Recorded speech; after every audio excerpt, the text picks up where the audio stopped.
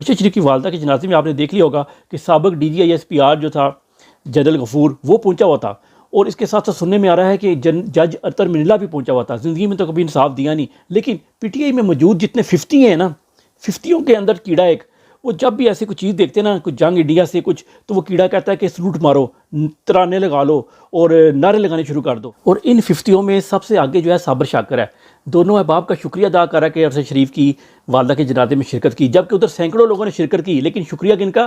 ان دونوں کا۔ ایک نے انصاف نہیں دیا اور ایک نے ان گروہ میں شامل ہے جو اس کے بیٹے کو مارنے والوں میں ہیں، جبکہ جو ارشد شریف کے دوست تھے وہ ان کے جنازے میں نہیں پہنچ سکے۔ اور یہ غفور وہی ہے جس کو بعد میں کور کمانڈر کوئٹہ لگا دیا گیا تھا، اور کوئٹہ میں جتنی بھی قتل و غارت، اغوا توان جتنا کچھ ہوتا ہے وہ انہوں کے انڈر ہوتا رہا ہے، ٹھیک ہے۔